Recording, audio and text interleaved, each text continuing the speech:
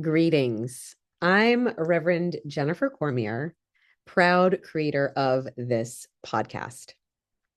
In my recent private work, I've been helping successful women to release the pressure they put on themselves so they can feel at peace and have way more fun in their lives. And this is exactly what we do in the Grace Collective, a virtual spiritual community of soulful, big hearted creatives who value authentic connection and joy. At the Grace Collective, we practice keeping our hearts open and our sense of humor in the face of life's inevitable challenges. Just like you, we've each moved through various life losses and we've risen up through the ashes. And we've risen up through the ashes.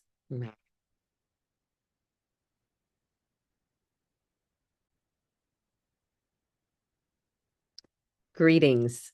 I'm Reverend Jennifer Cormier, ceremonial artist and proud creator of this podcast. In my recent private work, I've been helping successful women release the pressure they put on themselves so they can feel at peace and have way more fun in their lives.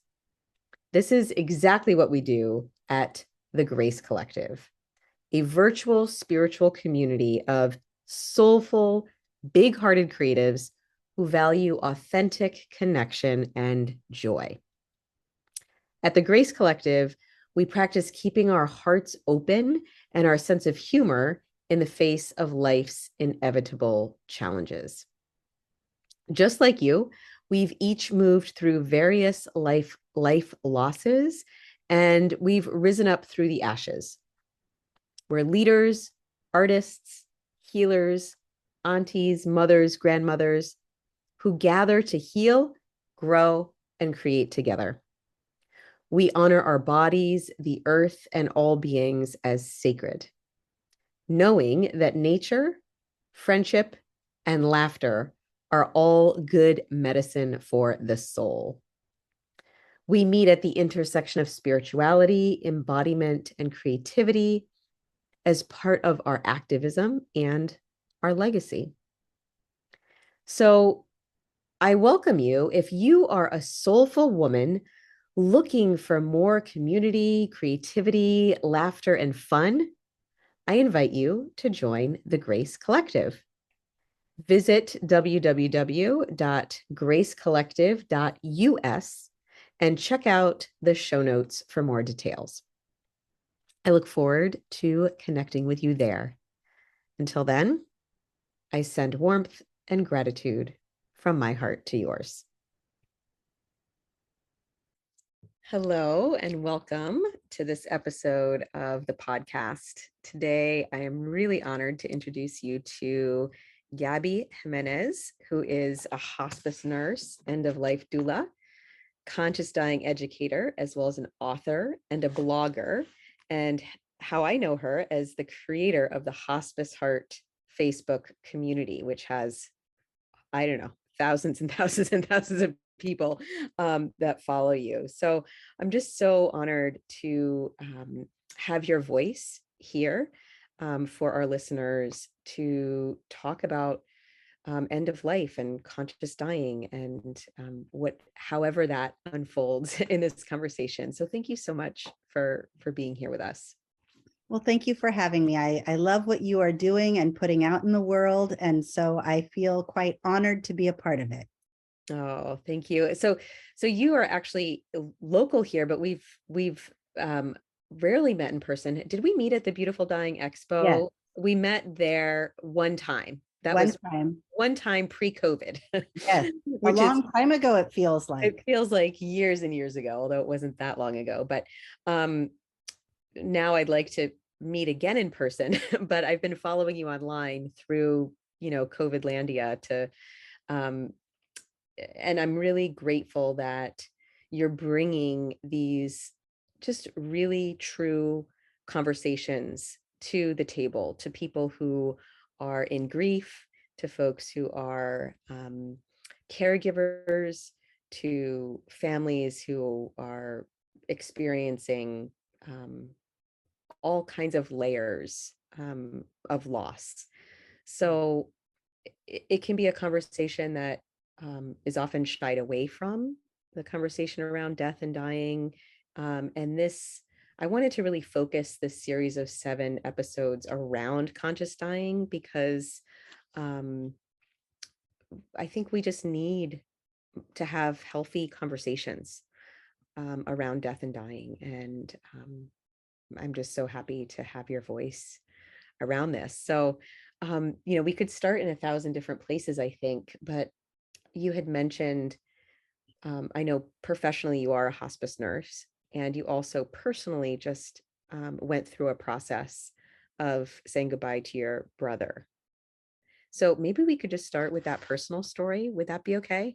Sure. I think I want to step back a bit though and go to like that conversation, right? Because I think people think if they don't talk about it, it won't happen, right? Mm, But that's not the case at all. Any more than if we do talk about it, we'll speed it up. I just think that we need to have this conversation because we're all going to die. That's a given. That's just part of life. That's part of what we're supposed to do, right?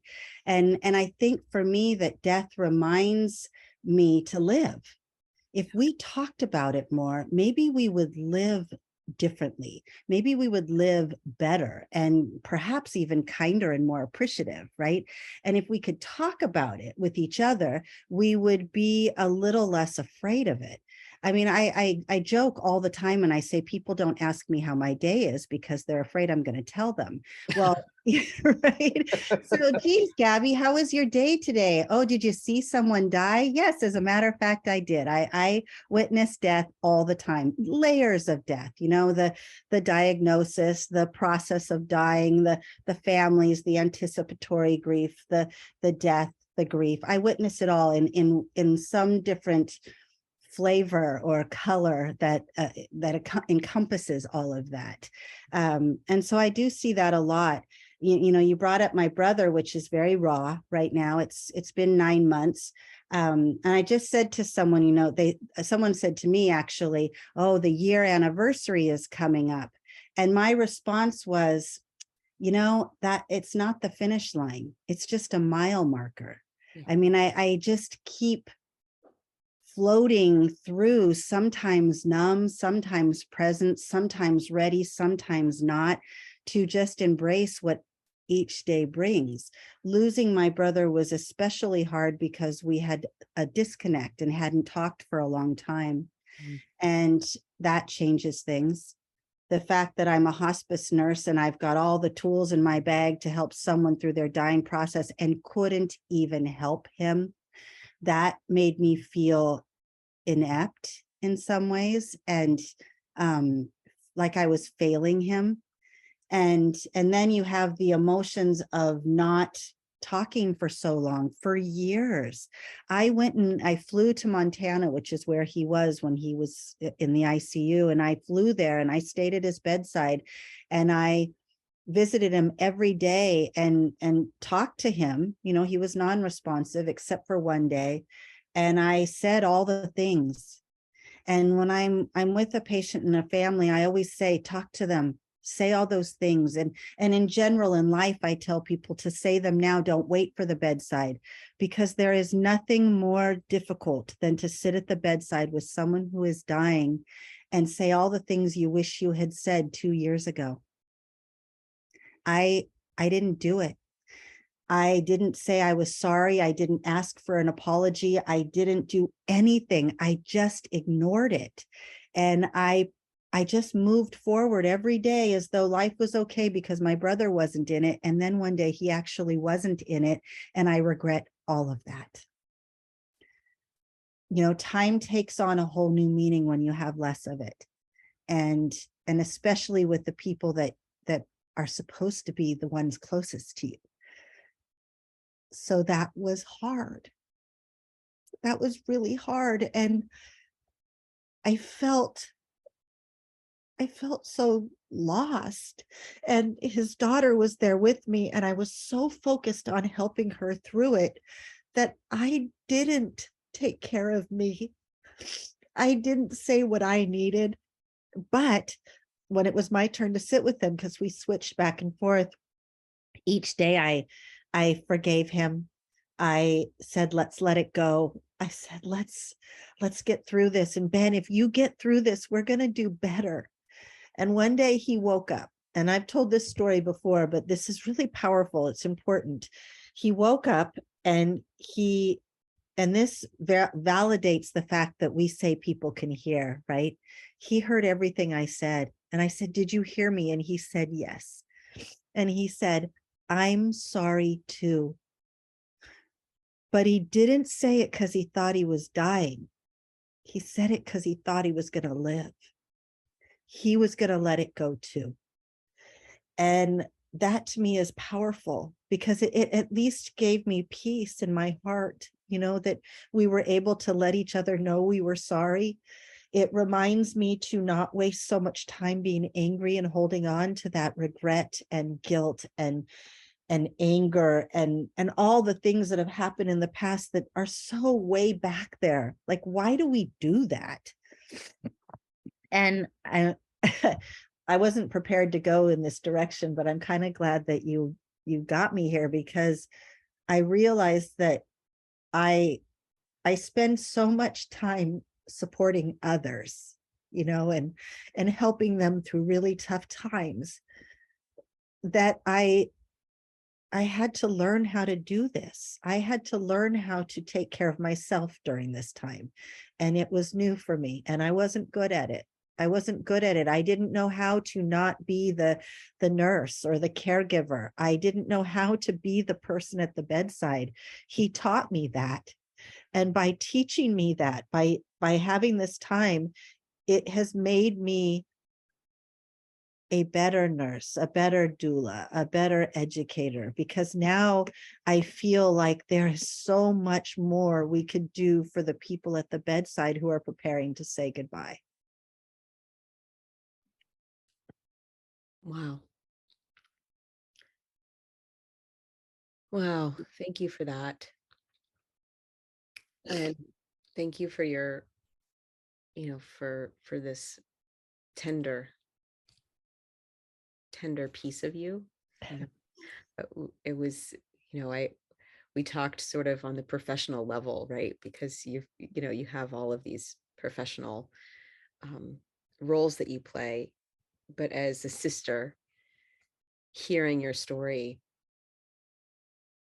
from that lens, I think is going to be so profound for the people that are sisters and family members. Because I know that story is one that I hear so often, of the guilt and the regret, and I didn't say the things. So I know that we're sort of amidst the holiday season, and it's common that there are people that aren't speaking because of some old resentment or some old family feud or something. So your words really hit me powerfully, as a message to say the thing now and not wait. And then if you haven't said the thing, that you can say the thing, and they will. What a gift that he woke up and could tell you that he heard everything you said, and that he also Absolutely. apologized. What a beautiful gift. I needed to know that he heard me. Yeah.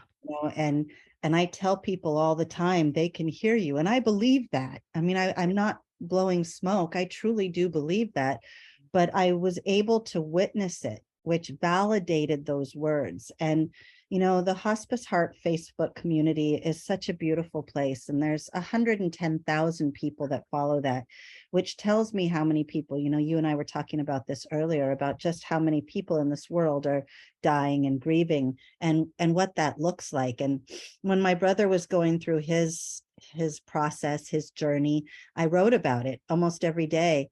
And I can't tell you how many people related to losing a sibling, being at the bedside of someone who's dying, but most of all, allowing distance to come between the people you love the most, and to allow that to take on a life of its own, and to allow that to ruin the time you have. We are not promised a certain amount of time. We have no idea, and we waste so much of it. We're constantly saying, I'll do that sometime. I'll do that later. Oh, I'll talk to them tomorrow. Oh, I'll send them a letter. I'll whatever.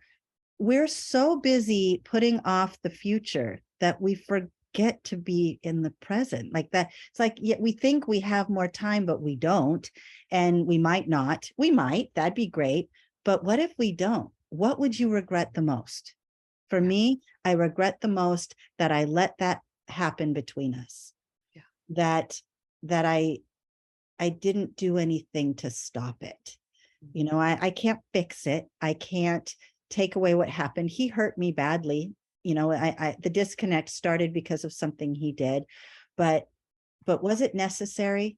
Is it necessary for us to hold on to so much anger, and hate, right? To be so strongly focused and almost motivated by our hate that it allows us to move forward and just shun that, and to ignore that and to treat people poorly. And it's just, it all of this has taught me about how beautifully fragile and precious life is, and that I don't want to be the last mean word someone ever hears. Mm. I want to be the last kind word, the last comforting word. And so I'm very careful with my words now. I don't want to have meanness come out of my mouth. Mm. Yeah. What a beautiful gift and intention.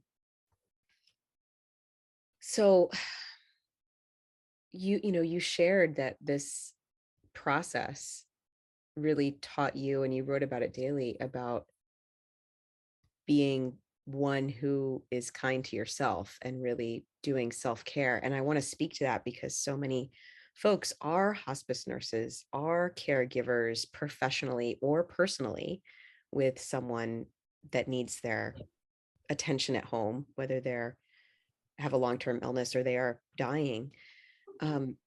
So what would you say to folks who are really feeling um, tired, or burnout is a word that we use a lot, right? Tired or burnt out. How did you turn a corner towards compassion and kindness and care for yourself? And what could you offer for folks that are listening? I think let's just talk about the husband or wife who's at the Yeah. bedside, right? Mm-hmm. Excuse me. And their partner is dying, and they feel compelled to sit vigil 24/7, to the extent of damage to themselves, not eating, not sleeping, not showering, not taking a walk, not reaching out to friends and family, not accepting the hands that are extended in their direction. They are so focused on being there that they lose sight of their own self-care. Well, that takes its toll. And I think people feel like if they don't provide that 175% care, then they're somehow failing their loved one. And that's where the mistake happens. Because I truly believe that that person in the bed knows who's there, knows who cares, hopefully knows how loved they are, because that's our role, right? Is to make sure that that's what they feel. But never once would someone in that bedside say, you should never have taken that break. You should have never stepped away. Right. Why? How dare you go and shower and nap? In fact, I think if they had a voice, it would simply be, please take care of yourself. I need you to be strong for and with me. And so my advice is always, it's okay to have a caregiver come and help you. It's okay to have friends sit vigil and give you a break. It's okay to sleep. It's okay to eat. It's okay to breathe. The self-care regimen that I give to every single person who is grieving or anticipatory or afterwards is to go outside and stand on your step or your porch or your out backyard and just breathe.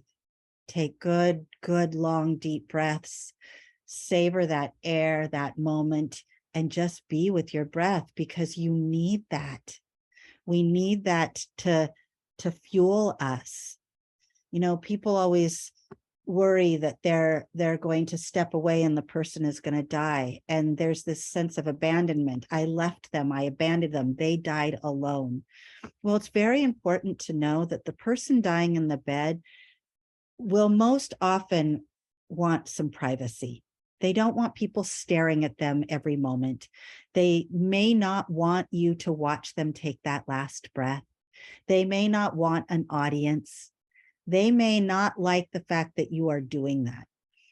And if they should die when you walk away, please know that they don't take with them who was there at that last breath. They take who was there with them all along, who loved and cared for them in whatever capacity.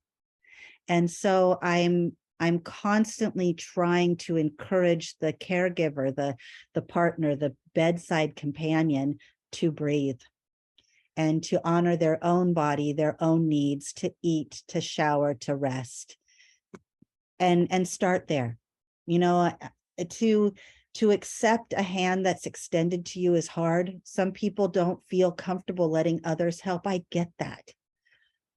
But we have to teach and educate people who are caring for someone who is dying that they don't have to be there 24/7.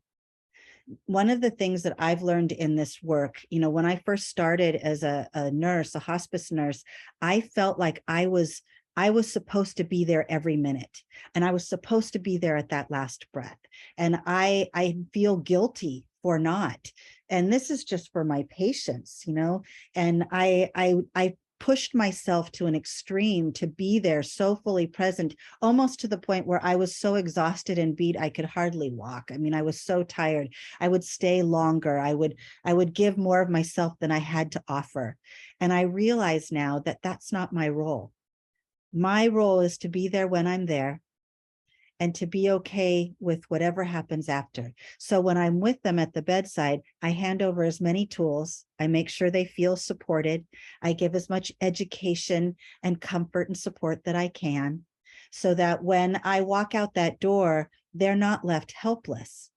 And if someone else comes in, whether it's another nurse or a member of the hospice team or a family member, and they're there at that last breath, I'm just filled with gratitude that they weren't alone. And I had to learn that.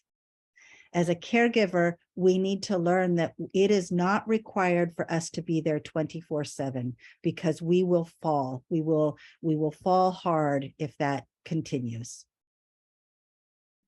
What an important message for folks to hear. It's so important. Thank you for sharing that. Yeah. So we were talking a little bit, Gabby, about medical aid in dying before we pressed record. And I feel like I'd love to just circle back to that conversation.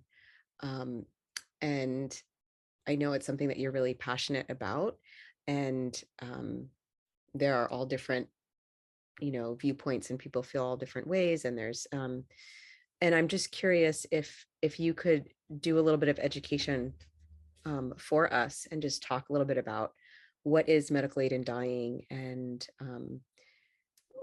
maybe you could share some experience with that. Absolutely. I think there people have a negative connotation. They don't approve it. They don't appreciate it. They don't understand it. There's, so much that people don't know about it. And I think that education is key. It's got several different names: medical aid in dying, death with dignity. Here in California, we call it the End of Life Option Act. And what it is, and I could go into the long version, but that would take some time. So I'm going to give the short version. It's medications that are designed to end the life. In all honesty, it is an overdose, but it is an overdose. It's the end of life that is overseen by medical professionals. It's not something anyone can take. You have to have approval from your doctor. There's a lot of prerequisites. You have to be able to take it yourself. It's not something that people take lightly. And the purpose of this is to allow a human being to die with dignity, to not experience suffering at the end of life, to not struggle or feel pain emotionally or physically, any type of pain, to be able to take that away from someone's dying experience. It's called compassion for others, right? And that's where we should come from when we care for people at the end of life. It is, I understand that people with a strong faith base, they struggle with that because they see it as a suicide. I respect that.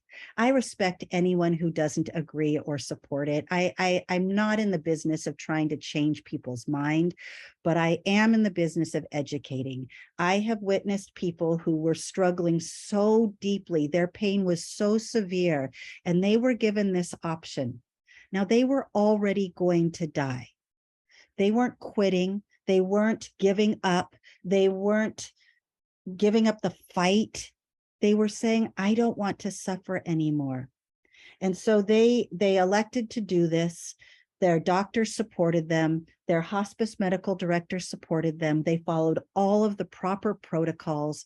They received the medications, and several people in their circle abandoned them because they didn't believe in this. I have witnessed that numerous times. Most of the time it is faith-based, but I also think that there's a lot of other reasons why people don't support it. And honestly, I think a lot of it has to do with lack of education about this particular thing. A person is diagnosed with an illness that suggests that they have 6 months left to live or less. That is your first qualification. A terminal illness has a myriad of different symptoms. Most of the time is pain. With that comes emotional pain. There is physical reaction to that diagnosis that causes suffering and distress, not just for the person who is dying, but for the person who is at the bedside. No one wants to see their loved one die, and no one wants to have somebody watch them suffer.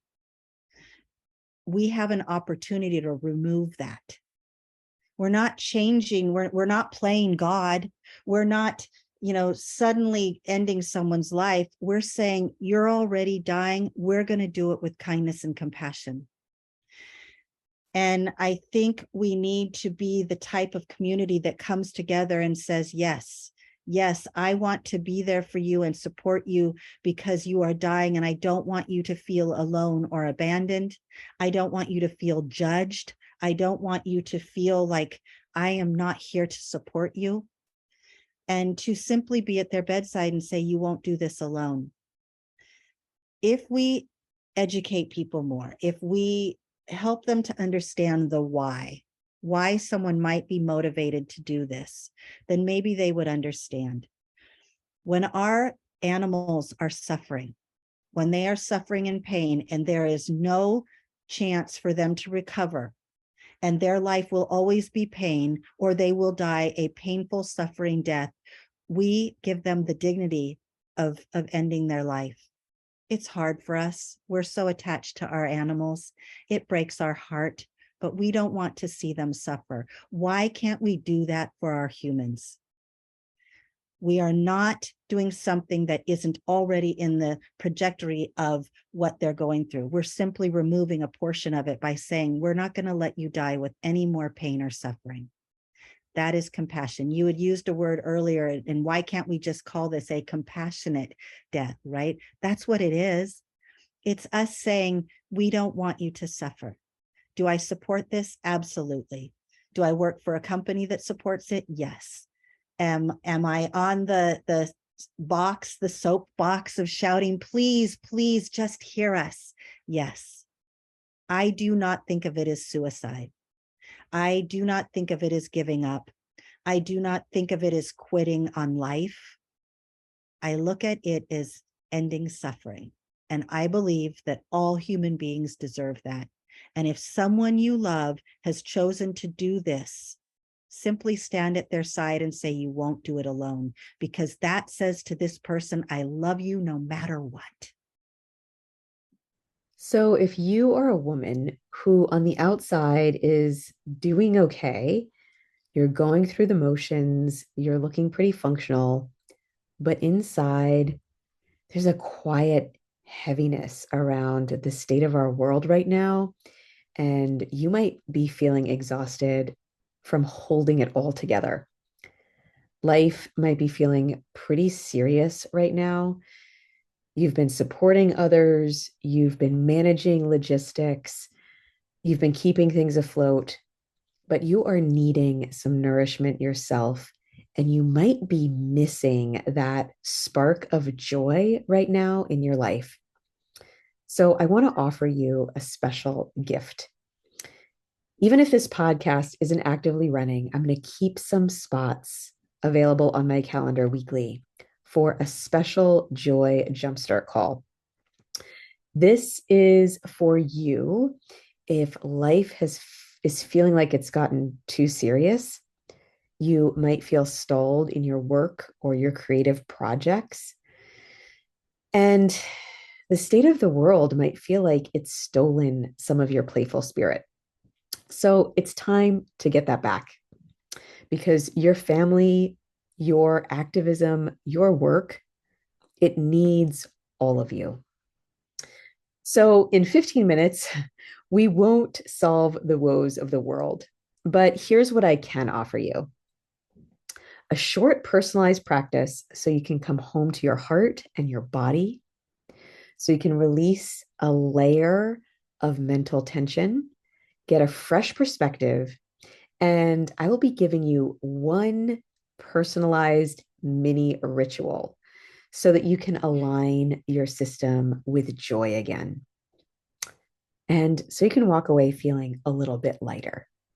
So if this sounds good to you, I invite you to check out the show notes and find my calendar link there for your Joy Jumpstart call. And I look forward to meeting you as one of our beloved listeners there. Beautiful. Beautiful. Thank you so much for that introduction of what I'm thinking now of as compassionate aid in dying. That's not what it's called, but that's sort of what the phrase that's coming up for me. I Compassion. think that's perfect. I think it's, yeah, beautiful. So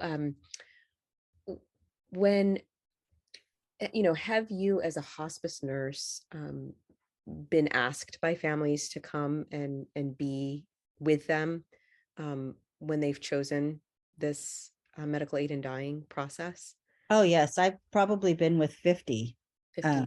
50, and they're all different, and just like death in general, there's different ways that the body shuts down. The body knows what to do. It's a brilliant mechanism, right? That probably wasn't the right word, but it's brilliant. It knows what to do.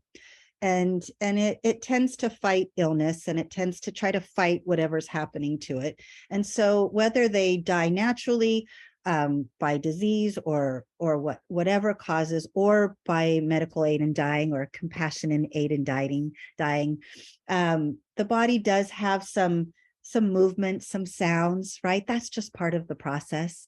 But are the deaths more peaceful? Yes, I would say 99% of them are. And they're usually relatively quick, and we can't predict the timing. But I would say out of all of the ones that I have seen, 98 or 99% of them have been peaceful. and quick, and the families were able to watch someone they love die with this gentleness and ease that they deserve. So yes, I get asked, I've been asked as a hospice nurse and as an end of life doula, and I would do it for anyone, really, as long as they follow the proper protocol. I'm not going to break rules, and certainly not going to lose my license for it, but I support anyone who does this. I like to see them a day or two prior so I can meet with their family, because I really want to help the families get on board. Most of them are. I would say more are on board than not. And people are usually pretty supportive with regards to that. And the funny thing about the patients, the clients who choose to do this, is when it comes to making that decision, which, by the way, is brave. They are so brave for choosing to do this. And that decision doesn't come lightly. They didn't just frivolously say one day, I'm going to do this. They had to really put thought and intention. And what does this mean exactly? So when they make that decision, it's brave. And when we sit down at the bedside with them and they take the medication, sometimes I'll say after they've taken it down, well, you took that like a champ, and they're just like, yes, because what they see is the other side. Whether they're strong faith-based or not, they see peace. They see pain-free. They see no more suffering. They see that they were finally given a choice when all their choices were taken away. They were given dignity, kindness, and compassion. So while I witnessed them taking the medications, I witnessed this joy that they have this option, and I witnessed peace. And that to me is kindness and compassion. It's beautiful, and it's the way human beings should be cared for. Mm. Wow, brave and conscious and powerful to be able to make a choice for your life. And part of our life is our death. Death is part of our process. We're all going to die. Oh. Someone asked me recently, I just did a podcast with Shelley Roby, and she asked me a really good question about what we thought our role was here, to die, and what is our role? What are we meant to do? I think we are meant to live this life, the one that we are currently in, to teach and educate and learn, so that the next round of people, our children, our grandchildren, they will have our lessons and do better. Now imagine 4 generations later, maybe what a difference they could make because of us, because we did things better, because we came from a heart-centered space, because we were less judgmental, maybe because we accepted people for who they were, not who we wanted them to be. Imagine if we did more of that as generations passed on. And like, I think of my grandchildren's children and the life they could possibly live if we could make changes now. If we could do things differently now, how much better it will be for them. So inspiring. So inspiring. And bringing in those next generations. I just put on the calendar a roundtable with children, to just invite some folks that I know who have kids and who are open to talking about death with their children, which not all families are, and I very much am with my son. To have their voices, because when we look at the kids, they have this fresh perspective and so much wisdom, and they're not jaded, and they're they not don't jaded. have all of our walls, right? They're just like open. It should be like this, and it's yes, judgy like that, and it's got to be like this, or whatever we've made up, right? we do that, that's on us. I was sitting here with my granddaughter one day, and I got a call from a friend of a patient, and she called to let me know that she had died. And I was grateful for the call. I was off that day, but I was grateful for the call. And I sat down, I started to cry, and Tabitha said, "Why are you crying?" And I said, "Oh, one of my patients died today." And she said, "Did you love her?" And I said, no. She said, well, why are you crying? And I said, because she died and her life is over. And she goes, oh, I would cry too. And that was it. She asks me questions all the time about death and dying, and and what it means, and animals who are dying, and children are wise and open and not so jaded. We could learn from them and their curiosity and their openness to discuss things without fear. I love that about them. Yeah, thank you. Thank you so much, because I think what I'm taking away from this conversation is really, um, is really hope, you know, um, and the peace and joy that can come at the end of life. And I think that what you spoke to is really what's in the way is often our preconceived notions, our judgments, our, it should be like this or shouldn't be like that. And and just not having a full spectrum of conversation, of not having education, of not having, awareness or consciousness or tools. And the work that you do is so important in the world. And I know so many people who are so grateful for, all of the hospice teams that have been with their families to bring in education, to bring in conscious conversations so that people can really make brave, clear choices for themselves, for their families, and that this really does ripple out, right? It's not just about the person that's dying and their partner, but it's also about the family, the extended family, the community, the children in the neighborhood, and it ripples, and it ripples out. So every time Absolutely. we make um, a kind, compassionate, conscious choice, um, it affects so many people that we might not realize at the time. And think about the people it might inspire or comfort or support. Maybe someone is struggling with whatever they're going through, and they hear something that someone else says. Maybe they had such a beautiful experience, they could pass it on to this person. And right, it's this big, beautiful ripple effect of kindness. And I think we lost track along the way somewhere, where we thought it was okay to interfere with other people's joy. It's not for us to do. Right, this gets to be their joy, this is my joy. And I think that we have to kind of mind our own business. Yeah. I mean, I say that kind of lightly, but the truth is we are all up in everybody's stuff, and we kind of kind of back off a little bit and trust that they're making choices on their own. And unless they're physically hurting themselves or someone else, maybe we could step back for a moment and just ask why.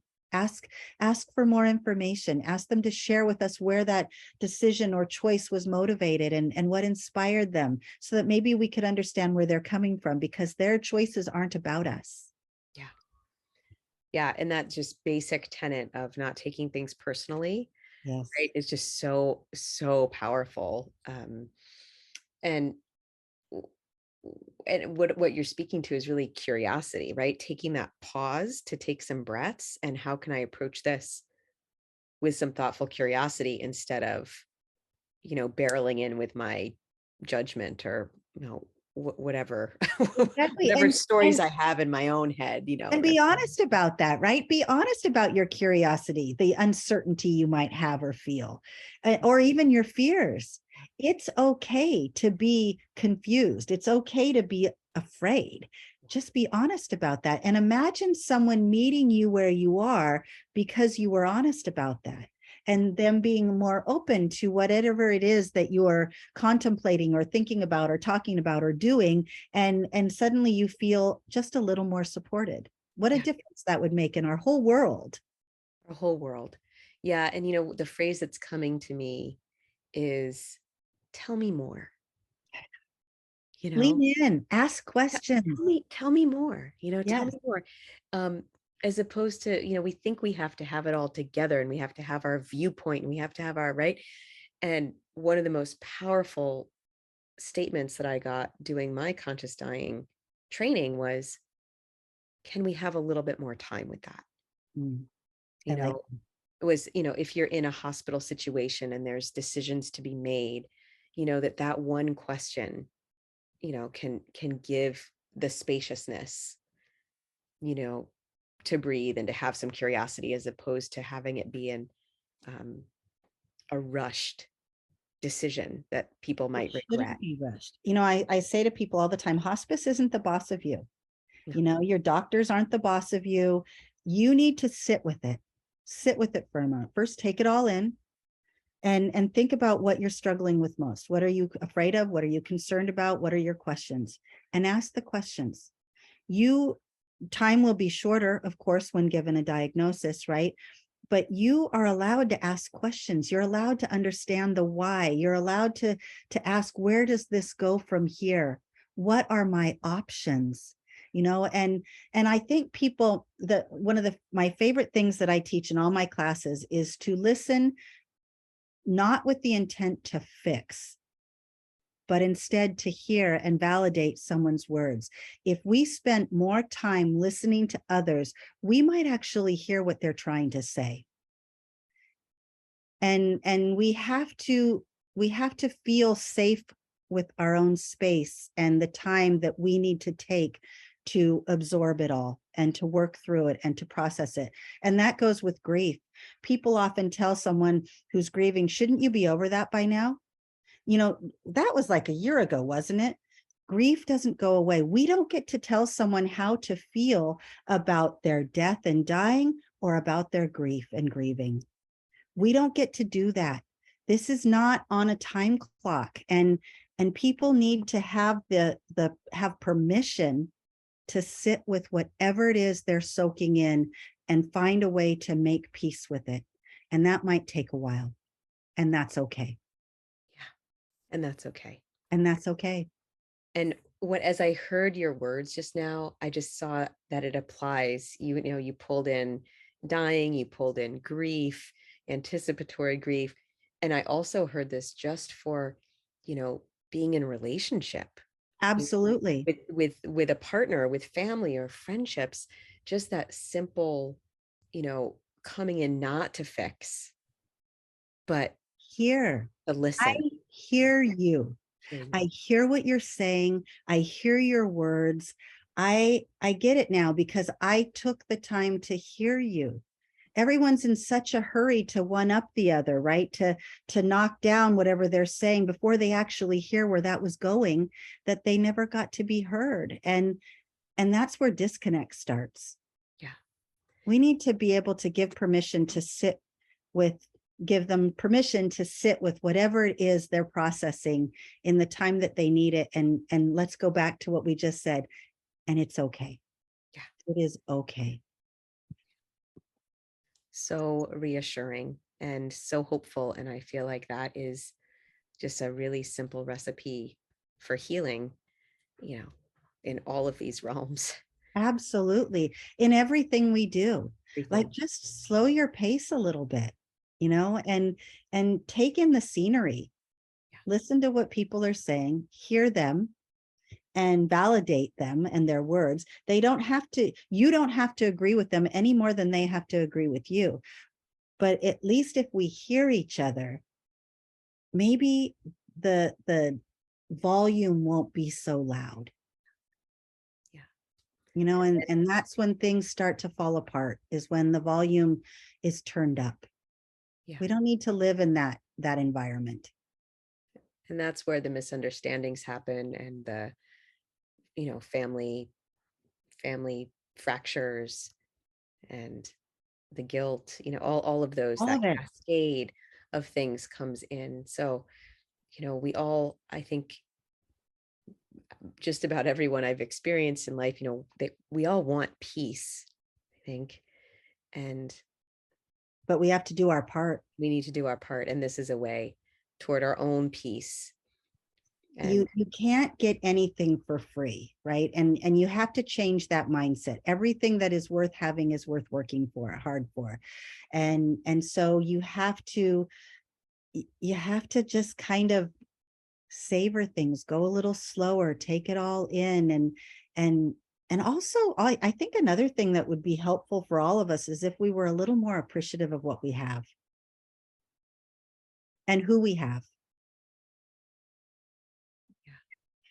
Yeah, a daily practice. And we're recording this, in the United States, it's the week of Thanksgiving. So not doing it as um, a duty, but really as a practice of just A practice. acknowledging and honoring and recognizing all the things that we do have when we have them.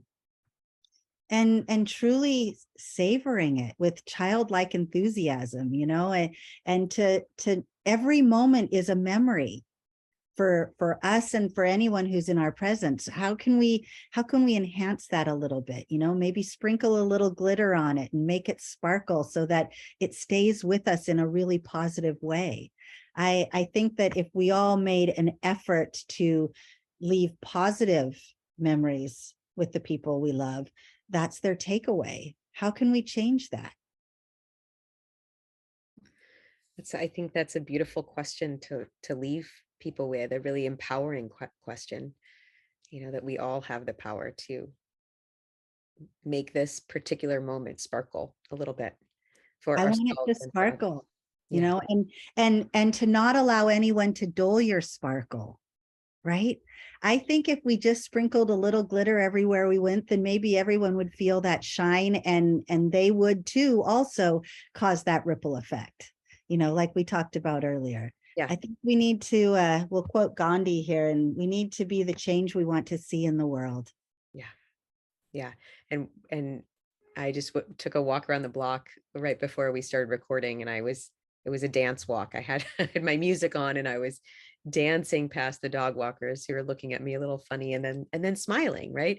Because they got a little bit of the joy and the sparkle from this strange lady who's dancing down the sidewalk. And we can be a little bit out of the box to have a little bit of Absolutely. sparkle, and it does ripple out. So gosh, thank you so much for all the work that you do in the world. Thank you for this rich, educational, vulnerable, curious conversation. A fantastic conversation. We went all over the board, and I actually, I started it feeling rather tearful and emotional, and I'm leaving it feeling inspired and excited. Yeah.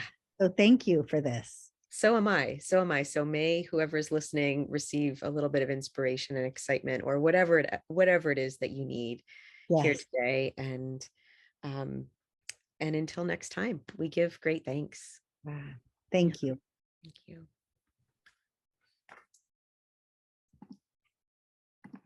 From the bottom of our hearts, thank you so much for being a listener to this podcast. We really want to stay in touch with you long term. So, if you don't already receive our e-newsletter, we'd love to offer you inspiration, insights, and news about how things are evolving and how we can support you on your journey. At the top of the Walk Through Grief with Grace website, that's walkthroughgriefwithgrace.com, you'll see a yellow button, and you can sign up for our free gift, and that will put you on our e-newsletter list, and we can stay in touch with you. Thank you for being here with us. Thank you for listening. You are a vital part of this podcast. You are why we are here. Let us close today by placing a hand on our hearts and a hand on our bellies, feeling our breath move through our bodies. May we feel connected. May we be at peace. May we be love. As we breathe, let us acknowledge that in this moment we are, in fact, alive, and this is a miraculous gift. Let's bow our heads gently to our hearts. Thank you for listening. Thank you for showing up. Thank you for doing something healing and kind in this moment right now. We give great thanks. We give great thanks. We give great thanks. And it is done until next time. May you walk gently out in the world and be gentle and loving with yourself. Much love from my heart to yours, and bye for now.